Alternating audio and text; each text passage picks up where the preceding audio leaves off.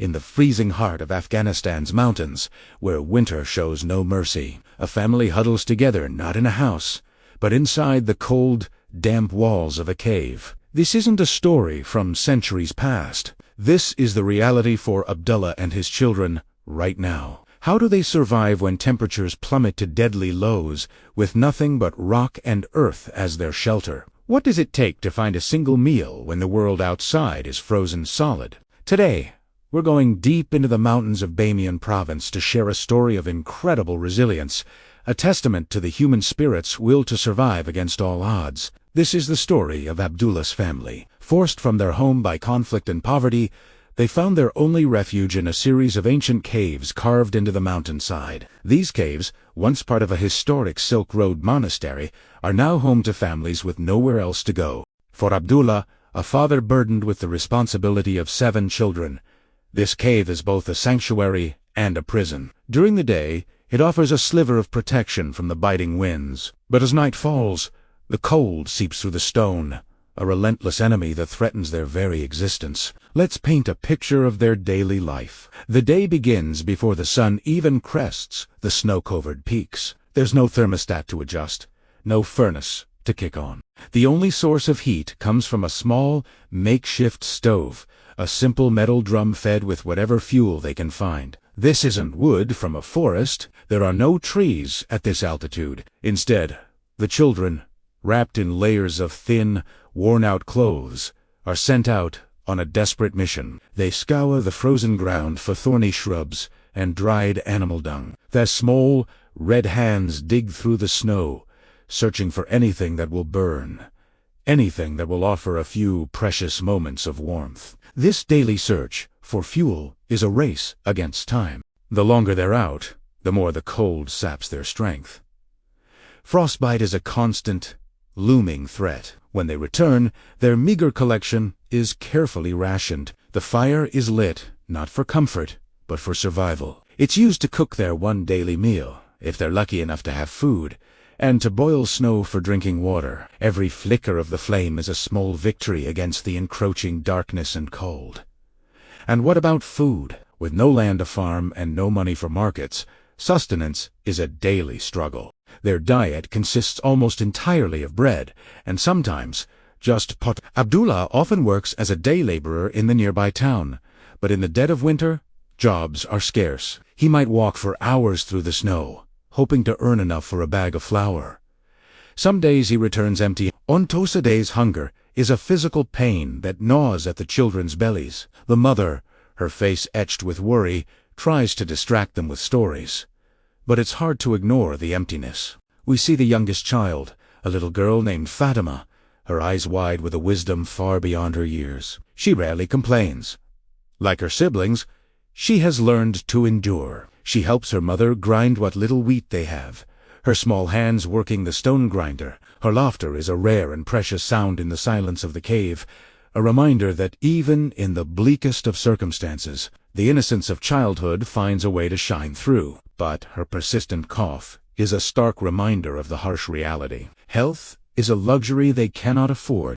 The damp, cold air of the cave is a breeding ground for respiratory illnesses. Coughs, colds, and fevers are common companions. There are no doctors nearby, and even if there were, they have no money for medicine. They rely on traditional remedies and an incredible, almost unbelievable, physical toughness. The mother boils herbs she finds in the summer, hoping to soothe her children's coughs. It's a battle fought with hope and prayer against overwhelming odds. One of the most heart-wrenching aspects of their existence is the lack of opportunity for the children. Abdullah dreams of sending his kids to school. He knows that education is their only possible escape from this cycle of poverty. But the nearest school is miles away, an impossible journey in the winter. And even if they could get there, they can't afford the books or uniforms. So the children's classroom is the cave, and their lessons are in survival. They learn how to read the weather, how to find fuel, how to endure hunger. These are skills that keep them alive today, but they are skills that trap them in this life for tomorrow. Imagine the mental toll, the constant anxiety of not knowing where the next meal will come from, the fear that the fire will go out in the middle of the night, the The weight of responsibility on Abdullah's shoulders is immense. Yet, you don't see despair in his eyes. You see determination. He speaks of his children, and a father's love shines through. He tells us, "As long as I am alive, I will not let my children starve. I will work. I will beg. I will do whatever it takes." It's this powerful love that fuels his resilience, that gives him the strength to face another frozen dawn. This community of cave dwellers relies on each other. When one family manages to get a little extra flour, they share Italiano. They are bound together by their shared hardship. In the evenings, neighbors might gather in one cave, pooling their body heat and sharing stories. These moments of community are a vital lifeline, a source of psychological strength that helps them endure the isolation. They remind each other that they are not alone in their struggle. But as the winter drags on, resources dwindle. The animal dung becomes harder to find. The small savings from summer work are long gone. This is the most dangerous time. Storms can trap them in the cave for days, with their meager supplies of food and fuel running out. It's a knife's-edge existence, where a single blizzard could be a death sentence. The story of Abdullah's family is not an isolated one. Across Afghanistan, millions are facing a devastating humanitarian crisis. Years of conflict, economic collapse, and the harsh realities of climate change have pushed countless families to the brink. They are the hidden victims, living in the shadows, their struggles often unseen and unheard by the outside world. When we see pictures of these caves, it's easy to be shocked. It's hard to comprehend that people are living this way in the 21st century. But for Abdullah and his family, this is not a headline. It's home, and within these cold stone walls, there is life.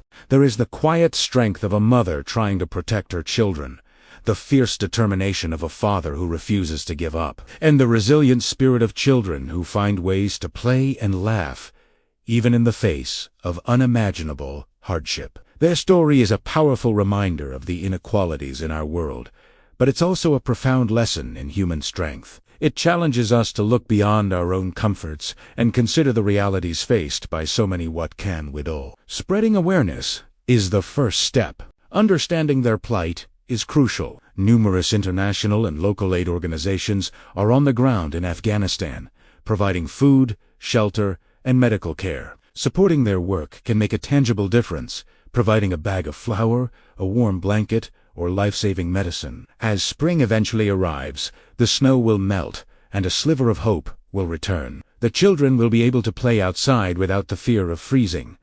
Abdullah will find more work, but they know winter will come again. The cycle of survival will continue unless something fundamentally changes. Their dream is not for riches, but for a simple, solid home with four walls and a roof.